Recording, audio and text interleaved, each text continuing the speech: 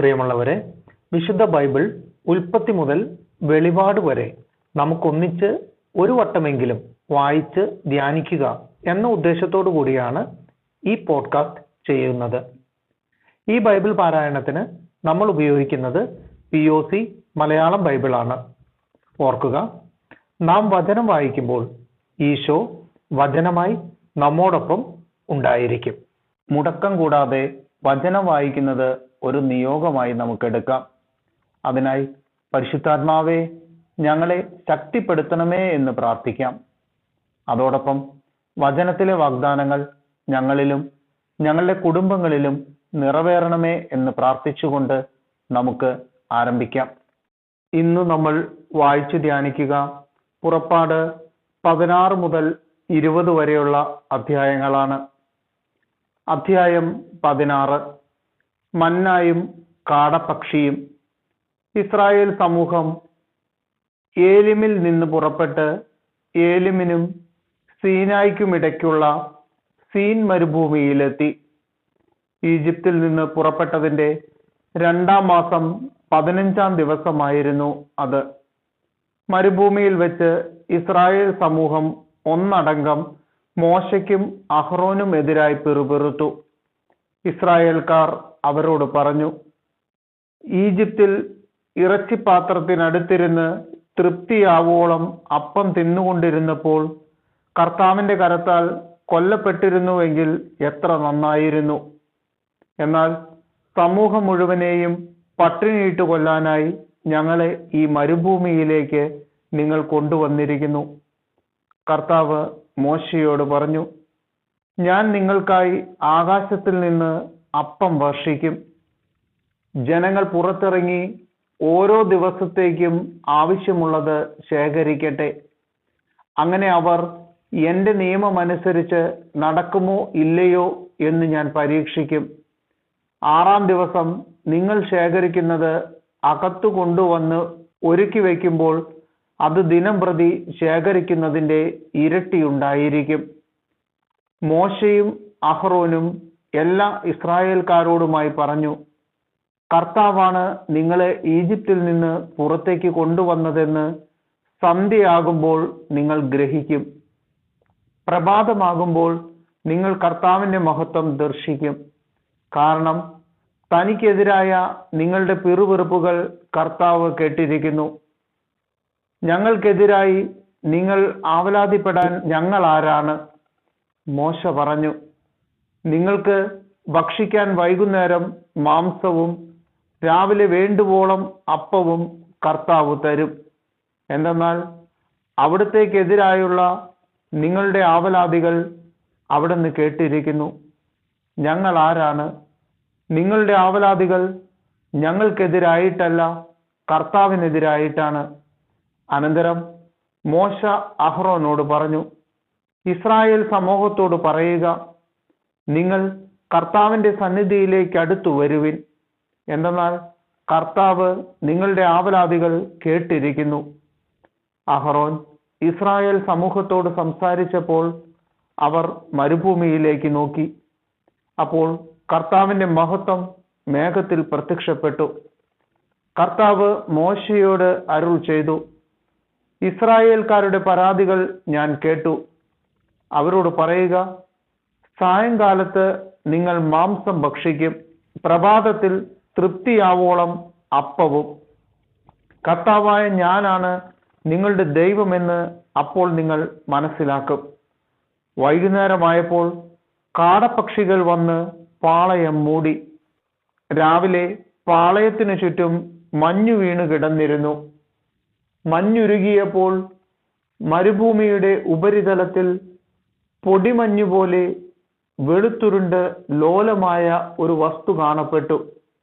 ഇസ്രായേൽക്കാർ ഇത് കണ്ടപ്പോൾ പരസ്പരം ചോദിച്ചു, ഇതെന്താണ്? അതെന്താണെന്ന് അവർ അറിഞ്ഞിരുന്നില്ല. അപ്പോൾ മോശ അവരോട് പറഞ്ഞു, കർത്താവ് നിങ്ങൾക്ക് ഭക്ഷണമായി തന്നിരിക്കുന്ന അപ്പമാണിത്.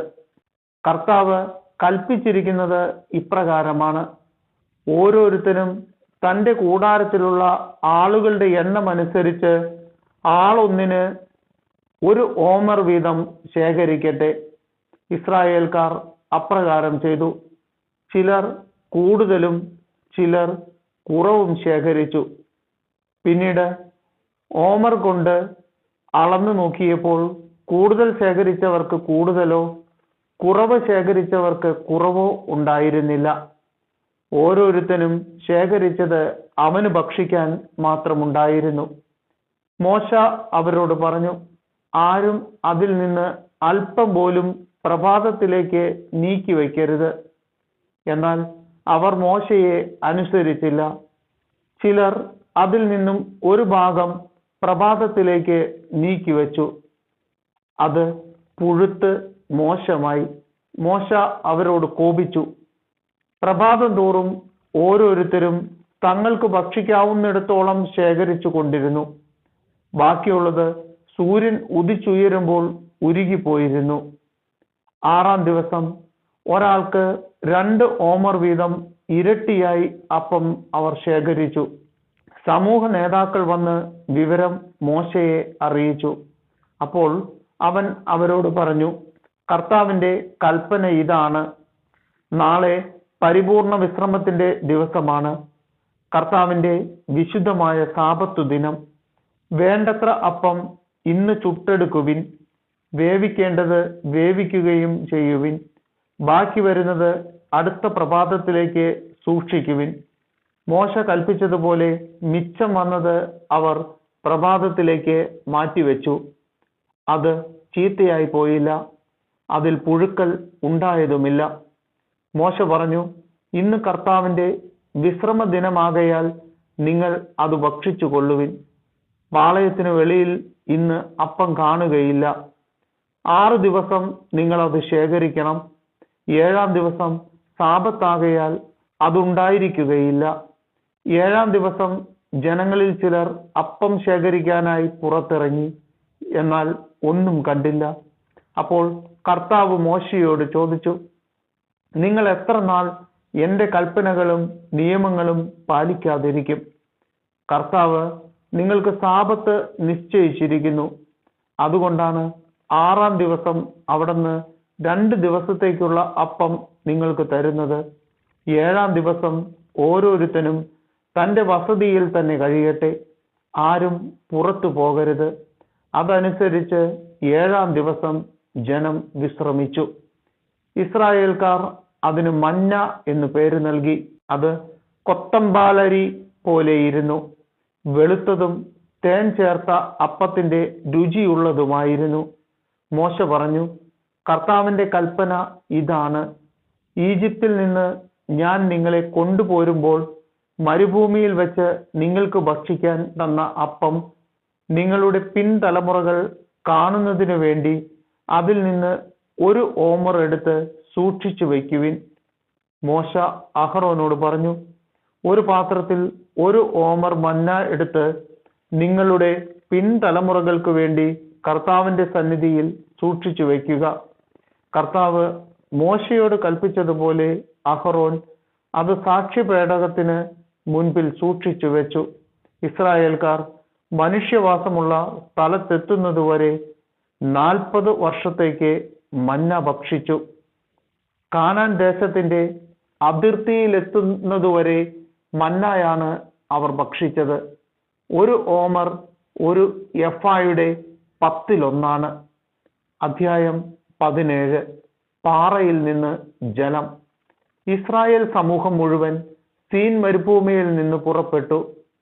കർത്താവിന്റെ നിർദ്ദേശമനുസരിച്ച് പടിപടിയായി യാത്ര ചെയ്ത് റഫിദീമിൽ എത്തി പാളയമടിച്ചു. അവിടെ അവർക്ക് കുടിക്കാൻ വെള്ളമുണ്ടായിരുന്നില്ല. ജനം മോശയെ കുറ്റപ്പെടുത്തിക്കൊണ്ട്, ഞങ്ങൾക്ക് കുടിക്കാൻ വെള്ളം തരിക എന്ന് പറഞ്ഞു. മോശ അവരോട് പറഞ്ഞു, നിങ്ങൾ എന്തിന് എന്നെ കുറ്റപ്പെടുത്തുന്നു? എന്തിന് കർത്താവിനെ പരീക്ഷിക്കുന്നു? ദാഹിച്ചു വലഞ്ഞ ജനം മോശയ്ക്കെതിരെ ആവലാതിപ്പെട്ട് ചോദിച്ചു, നീ എന്തിനാണ് ഞങ്ങളെ ഈജിപ്തിൽ നിന്ന് പുറത്തേക്ക് കൊണ്ടുവന്നത്? ഞങ്ങളും കുട്ടികളും കന്നുകാലികളും ദാഹിച്ചു ചാകട്ടെ എന്നു കരുതിയാണോ? മോശ കർത്താവിനോട് നിലവിളിച്ചു പറഞ്ഞു, ഈ ജനത്തോട് ഞാൻ എന്താണ് ചെയ്യുക? ഏറെ താമസിയാതെ അവർ എന്നെ കല്ലെറിയും. കർത്താവ് മോശയോട് അരുൾ ചെയ്തു, ഏതാനും ഇസ്രായേൽ ശ്രേഷ്ഠന്മാരുമൊത്ത് നീ ജനത്തിന്റെ മുൻപേ പോകുക. നദിയുടെ മേൽ അടിക്കാൻ ഉപയോഗിച്ച വടിയും കയ്യിലെടുത്തുകൊള്ളുക. ഇതാ നിനക്ക് മുൻപിൽ ഹൊറേബിലെ പാറമേൽ ഞാൻ നിൽക്കും. നീ ആ പാറയിൽ അടിക്കണം. അപ്പോൾ അതിൽ നിന്ന് ജനത്തിന് കുടിക്കാൻ വെള്ളം പുറപ്പെടും. ഇസ്രായേൽ ശ്രേഷ്ഠന്മാരുടെ സാന്നിധ്യത്തിൽ മോശ അങ്ങനെ ചെയ്തു. ഇസ്രായേൽക്കാർ അവിടെ വെച്ച് കലഹിച്ചതിനാലും കർത്താവ് ഞങ്ങളുടെ ഇടയിൽ ഉണ്ടോ ഇല്ലയോ എന്ന് ചോദിച്ചുകൊണ്ട് കർത്താവിനെ പരീക്ഷിച്ചതിനാലും മോശ ആ സ്ഥലത്തിന് മാസ എന്നും മെറീബ എന്നും പേരിട്ടു. അമലേക്യരുമായി യുദ്ധം. അമലേക്യർ റഫീദീമിൽ വന്ന് ഇസ്രായേൽക്കാരെ ആക്രമിച്ചു. അപ്പോൾ മോശ ജോഷുവയോട് പറഞ്ഞു, ആളുകളെ തിരഞ്ഞെടുത്ത് അമലേക്യരുമായി യുദ്ധത്തിന് പുറപ്പെടുക. ഞാൻ നാളെ ദൈവത്തിന്റെ വടി കയ്യിലെടുത്ത് മലമുകളിൽ നിൽക്കും. മോശ പറഞ്ഞതനുസരിച്ച് ജോഷുവ അമലേക്യരുമായി യുദ്ധം ചെയ്തു. മോശ, അഹറോൻ, ഹൂർ എന്നിവർ മലമുകളിൽ കയറി നിന്നു. മോശ കരങ്ങൾ ഉയർത്തിപ്പിടിച്ചിരുന്നപ്പോഴെല്ലാം ഇസ്രായേൽ വിജയിച്ചു കൊണ്ടിരുന്നു. കരങ്ങൾ താഴ്ത്തിയപ്പോൾ അമലേക്യർക്കായിരുന്നു വിജയം. മോശയുടെ കൈകൾ കുഴഞ്ഞു. അപ്പോൾ അവർ ഒരു കല്ല് നീക്കിയിട്ട് കൊടുത്തു. മോശ അതിന്മേലിരുന്നു. അഹറോനും ഹൂറും അവന്റെ കൈകൾ ഉയർത്തിപ്പിടിച്ചുകൊണ്ട് ഇരുവശങ്ങളിലും നിന്നു. സൂര്യാസ്തമയം വരെ അവന്റെ കൈകൾ ഉയർന്നു തന്നെ നിന്നു. ജോഷുവ അമലേക്കിനെയും അവന്റെ ആളുകളെയും വാളുകൊണ്ട് അരിഞ്ഞു വീഴ്ത്തി. കർത്താവ് മോശയോട് അരുൾ ചെയ്തു, ഇതിന്റെ ഓർമ്മ നിലനിർത്താനായി നീ ഇത് ഒരു പുസ്തകത്തിൽ എഴുതി ജോഷുവയെ വായിച്ചു കേൾപ്പിക്കുക. ആകാശത്തിൻ കീഴിൽ നിന്ന് അമലേക്കിന്റെ സ്മരണ ഞാൻ നിശേഷം മായിച്ചു കളയും. മോശ അവിടെ ഒരു ബലിപീഠം നിർമ്മിച്ച് അതിന് യാഹ് വെനിസി എന്ന് പേര് നൽകി. എന്തെന്നാൽ അവൻ പറഞ്ഞു, കർത്താവിന്റെ പതാക കയ്യിലെടുക്കുവിൻ. തലമുറ തോറും കർത്താവ് അമലേക്കിനെതിരായി യുദ്ധം ചെയ്തുകൊണ്ടിരിക്കും. അധ്യായം 18.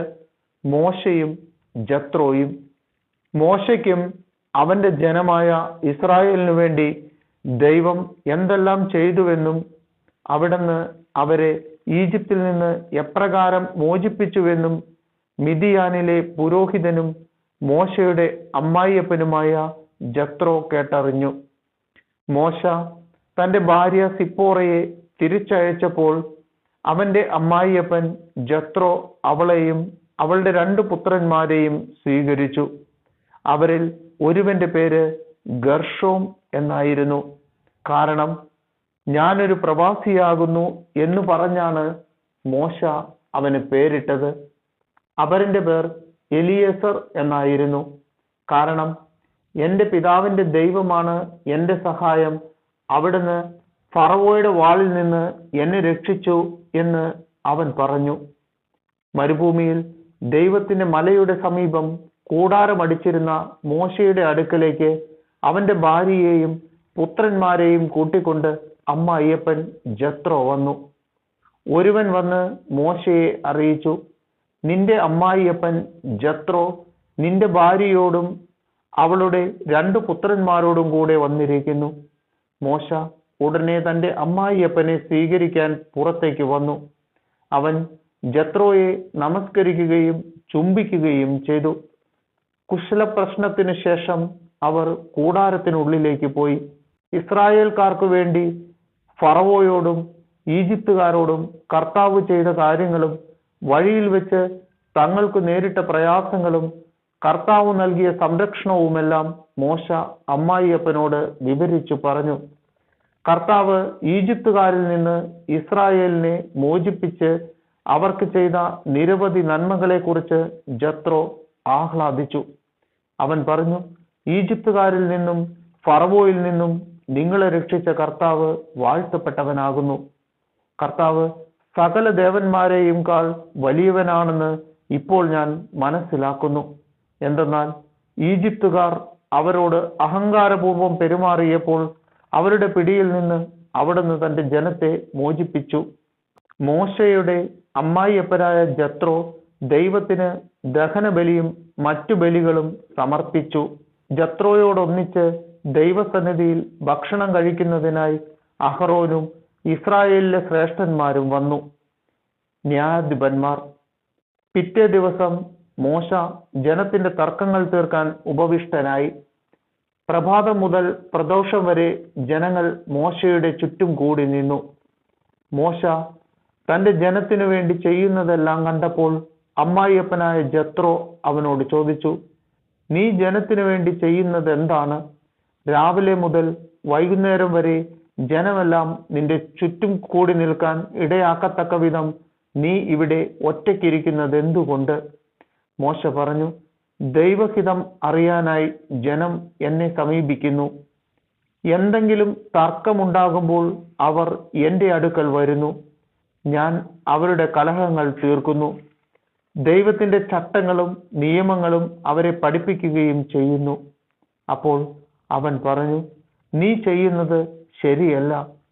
നീയും നിന്റെ കൂടെയുള്ള ജനങ്ങളും ക്ഷീണിച്ച് വിവശരാകും. ഇത് ഭാരമേറിയ ജോലിയാണ്. തനിയെ ഇത് ചെയ്യാൻ നിനക്ക് സാധിക്കുകയില്ല. ഞാൻ പറയുന്നത് കേൾക്കുക. ഞാൻ നിനക്കൊരു ഉപദേശം നൽകാം. ദൈവം നിന്നോടുകൂടെ ഉണ്ടായിരിക്കട്ടെ. നീ ദൈവത്തിന്റെ മുൻപിൽ ജനങ്ങളുടെ പ്രതിനിധിയായിരിക്കണം. അവരുടെ തർക്കങ്ങൾ അവിടുത്തെ അറിയിക്കണം. അവരെ ചട്ടങ്ങളും നിയമങ്ങളും പഠിപ്പിക്കണം. അവർ ചരിക്കേണ്ട മാർഗവും അനുഷ്ഠിക്കേണ്ട കർത്തവ്യങ്ങളും അവർക്ക് നിർദ്ദേശിച്ചു കൊടുക്കണം. കഴിവും ദൈവഭയമുള്ളവരും സത്യസന്ധരും കൈക്കൂലി വെറുക്കുന്നവരുമായ ആളുകളെ ജനത്തിൽ നിന്ന് തിരഞ്ഞെടുത്ത് അവരെ 1000, 100, 50, 10 വീതമുള്ള ഗണങ്ങളുടെ അധിപന്മാരായി നിയമിക്കുക. അവർ എല്ലായ്പ്പോഴും ജനങ്ങളുടെ തർക്കങ്ങൾക്ക് തീർപ്പ് കൽപ്പിക്കട്ടെ. വലിയ കാര്യങ്ങൾ നിന്നെ ഏൽപ്പിക്കുകയും ചെറിയവ അവർ തന്നെ തീരുമാനിക്കുകയും ചെയ്യട്ടെ. അങ്ങനെ അവർ നിന്നെ സഹായിക്കുമ്പോൾ നിന്റെ ജോലി എളുപ്പമാകും. ഇത് ദൈവകൽപ്പനയാണെന്ന് ഗ്രഹിച്ച് ഇപ്രകാരം പ്രവർത്തിച്ചാൽ ജോലി നിർവിഘ്നം തുടരാൻ നിനക്ക് സാധിക്കും. ജനങ്ങൾ സംതൃപ്തരായി തങ്ങളുടെ വസതികളിലേക്ക് മടങ്ങുകയും ചെയ്യും. മോശ അമ്മായിയപ്പന്റെ ഉപദേശം കേട്ട് അതനുസരിച്ച് പ്രവർത്തിച്ചു. മോശ ഇസ്രായേൽക്കാരിൽ നിന്ന് സമർത്ഥരായ ആളുകളെ തിരഞ്ഞെടുത്ത് 1000, 100, 50, 10 വീതമുള്ള ഗണങ്ങളുടെ മേൽ അവരെ അധിപന്മാരായി നിയമിച്ചു. അവർ എല്ലായ്പ്പോഴും ജനങ്ങളുടെ ഇടയിൽ നീതി നടത്തി. സുപ്രധാനമായ കാര്യങ്ങൾ മോശയെ ഏൽപ്പിച്ചു. ചെറിയ കാര്യങ്ങൾ അവർ തന്നെ തീരുമാനിച്ചു. അനന്തരം മോശ അമ്മായിയപ്പനെ യാത്രയാക്കി. അവൻ സ്വന്തം നാട്ടിലേക്ക് മടങ്ങി. അധ്യായം 19. സീനായ് ഉടമ്പടി. ഈജിപ്തിൽ നിന്ന് പുറപ്പെട്ടതിന്റെ 3-ാം മാസം 1-ാം ദിവസം ഇസ്രായേൽക്കാർ സീനായ് മരുഭൂമിയിലെത്തി. അവർ റഫീദീമിൽ നിന്ന് പുറപ്പെട്ട് സീനായ് മരുഭൂമിയിൽ പ്രവേശിച്ച് മലയുടെ മുൻവശത്ത് പാളയമടിച്ചു. മോശ ദൈവസന്നിധിയിലേക്ക് കയറി ചെന്നു. കർത്താവ് മലയിൽ നിന്ന് അവനെ വിളിച്ച് ഇങ്ങനെ പറഞ്ഞു, യാക്കോബിന്റെ ഭവനത്തോട് നീ പറയുക, ഇസ്രായേലിനെ അറിയിക്കുക, ഈജിപ്തുകാരോട് ഞാൻ ചെയ്തതെന്തെന്നും കഴുകന്മാരുടെ ചിറകുകളിൽ സംവഹിച്ച് ഞാൻ നിങ്ങളെ എങ്ങനെ എൻ്റെ അടുക്കലേക്ക് കൊണ്ടുവന്നുവെന്നും നിങ്ങൾ കണ്ടു കഴിഞ്ഞു. അതുകൊണ്ട് നിങ്ങൾ എൻ്റെ വാക്കു കേൾക്കുകയും എൻ്റെ ഉടമ്പടി പാലിക്കുകയും ചെയ്താൽ നിങ്ങൾ എല്ലാ ജനങ്ങളിലും വെച്ച് എനിക്ക് ഏറ്റവും പ്രിയപ്പെട്ട എൻ്റെ സ്വന്തം ജനമായിരിക്കും. കാരണം ഭൂമി മുഴുവൻ എൻ്റേതാണ്. നിങ്ങൾ എനിക്ക് പുരോഹിത രാജ്യവും വിശുദ്ധ ജനവുമായിരിക്കും. ഇവയാണ് ഇസ്രായേൽക്കാരോട് നീ പറയേണ്ട വാക്കുകൾ. മോശ ചെന്ന് ജനത്തിലെ ശ്രേഷ്ഠന്മാരെ വിളിച്ച് കർത്താവ് കൽപ്പിച്ച കാര്യങ്ങളെല്ലാം അവരെ അറിയിച്ചു. ജനം ഏകസ്വരത്തിൽ പറഞ്ഞു, കർത്താവ് കൽപ്പിച്ചതെല്ലാം ഞങ്ങൾ ചെയ്തു കൊള്ളാം. ജനത്തിന്റെ മറുപടി മോശ കർത്താവിനെ അറിയിച്ചു. കർത്താവ് മോശയോട് പറഞ്ഞു, ഞാൻ നിന്നോട് സംസാരിക്കുമ്പോൾ ജനം കേൾക്കുന്നതിനും അവർ നിന്നെ എപ്പോഴും വിശ്വസിക്കുന്നതിനും വേണ്ടി ഇതാ ഞാൻ ഒരു കനത്ത മേഘത്തിൽ നിന്റെ അടുക്കലേക്ക് വരുന്നു. മോശ ജനത്തിന്റെ വാക്കുകൾ കർത്താവിനെ അറിയിച്ചു. അപ്പോൾ കർത്താവ് മോശയോട് പറഞ്ഞു, നീ ജനത്തിന്റെ അടുത്തേക്ക് പോയി ഇന്നും നാളെയും അവരെ ശുദ്ധീകരിക്കുക. അവർ തങ്ങളുടെ വസ്ത്രങ്ങൾ അലക്കട്ടെ. 3-ാം ദിവസം അവർ തയ്യാറായിരിക്കണം. എന്തെന്നാൽ 3-ാം ദിവസം ജനം മുഴുവൻ കാണുകെ കർത്താവ് സീനായ് മലയിൽ ഇറങ്ങി വരും. മലയ്ക്ക് ചുറ്റും ജനങ്ങൾക്ക് അതിർത്തി കൽപ്പിച്ചുകൊണ്ട് പറയണം, മലയിൽ കയറുകയോ അതിന്റെ അതിരിൽ തൊടുകയോ ചെയ്യാതിരിക്കാൻ ശ്രദ്ധിച്ചു കൊള്ളുവിൻ. മലയിൽ തൊടുന്നവൻ വധിക്കപ്പെടും. അവനെ ആരും സ്പർശിക്കരുത്. കല്ലെറിഞ്ഞോ അമ്പെയ്തോ കൊല്ലണം. മൃഗമായാലും മനുഷ്യനായാലും ജീവനോടെ ഇരിക്കരുത്. കാഹളം ദീർഘമായി മുഴങ്ങുമ്പോൾ അവർ മലയെ സമീപിക്കട്ടെ. മോശ മലയിൽ നിന്നിറങ്ങി ജനത്തിന്റെ അടുക്കൽ ചെന്ന് അവരെ ശുദ്ധീകരിച്ചു. അവർ തങ്ങളുടെ വസ്ത്രങ്ങൾ കഴുകി. അവൻ ജനത്തോട് പറഞ്ഞു, 3-ാം ദിവസത്തേക്ക് നിങ്ങൾ ഒരുങ്ങിയിരിക്കുവിൻ. ആരും സ്ത്രീയെ സമീപിക്കരുത്. ദൈവം പ്രത്യക്ഷപ്പെടുന്നു. 3-ാം ദിവസം പ്രഭാതത്തിൽ ഇടിമുഴക്കവും മിന്നൽ പിണരുകളും ഉണ്ടായി. മലമുകളിൽ കനത്ത മേഘം പ്രത്യക്ഷപ്പെട്ടു. കാഹളധ്വനി അത്യുച്ചത്തിൽ മുഴങ്ങി. പാളയത്തിൽ ഉണ്ടായിരുന്ന ജനമെല്ലാം ഭയന്നു വിറച്ചു. ദൈവത്തെ കാണുന്നതിനു വേണ്ടി മോശ ജനത്തെ പാളയത്തിന് പുറത്തു കൊണ്ടുവന്നു. അവർ മലയുടെ അടിവാരത്തിൽ നിലയുറപ്പിച്ചു. കർത്താവ് അഗ്നിയിൽ ഇറങ്ങി വന്നതിനാൽ സീനായ് മല മുഴുവൻ ധൂമാവൃതമായി. ചൂളയിൽ നിന്നെന്ന പോലെ അവിടെ നിന്ന് പുക ഉയർന്നുകൊണ്ടിരുന്നു. മല ശക്തമായി ഇളകി വിറച്ചു. കാഹള ശബ്ദം ശക്തിപ്പെട്ടുകൊണ്ടേയിരുന്നു. മോശ സംസാരിക്കുകയും ദൈവം ഇടിമുഴക്കത്താൽ ഉത്തരം നൽകുകയും ചെയ്തു. കർത്താവ് സീനായ് മലമുകളിൽ ഇറങ്ങി വന്ന് മോശയെ മലമുകളിലേക്ക് വിളിച്ചു. അവൻ കയറി ചെന്നു. അപ്പോൾ അവിടുന്ന് അരുൾ ചെയ്തു, നീ ഇറങ്ങിച്ചെന്ന് ജനങ്ങൾക്ക് മുന്നറിയിപ്പ് നൽകുക. അല്ലെങ്കിൽ അവരിൽ അനേകം പേർ കർത്താവിനെ കാണുന്നതിന് അതിർത്തി ലംഘിച്ച് അടുത്തു വരികയും തൽഫലമായി മരിക്കുകയും ചെയ്യും. കർത്താവിനെ സമീപിക്കുന്ന പുരോഹിതന്മാരും തങ്ങളെ തന്നെ ശുദ്ധീകരിക്കട്ടെ. അല്ലെങ്കിൽ കർത്താവിന്റെ കോപം അവരുടെ മേൽ പതിക്കും. മോശ കർത്താവിനോട് പറഞ്ഞു, സീനായ് മലയിലേക്ക് കയറാൻ ജനങ്ങൾക്ക് കഴിയുകയില്ല. കാരണം ചുറ്റും അതിർത്തി നിർണയിച്ച് മലയെ വിശുദ്ധ സ്ഥലമായി പരിഗണിക്കാൻ അങ്ങു തന്നെ ഞങ്ങളോട് കൽപ്പിച്ചിട്ടുണ്ടല്ലോ. അപ്പോൾ കർത്താവ് മോശയോട് കൽപ്പിച്ചു, നീ ഇറങ്ങിച്ചെന്ന് അഹ്റോനെയും കൂട്ടി കയറി വരിക. എന്നാൽ പുരോഹിതന്മാരും ജനങ്ങളും അതിർത്തി ലംഘിച്ച് കർത്താവിനെ സമീപിക്കാതിരിക്കട്ടെ. സമീപിച്ചാൽ കർത്താവിന്റെ കോപം അവരുടെ മേൽ പതിക്കും. മോശ ഇറങ്ങിച്ചെന്ന് ജനത്തോട് സംസാരിച്ചു.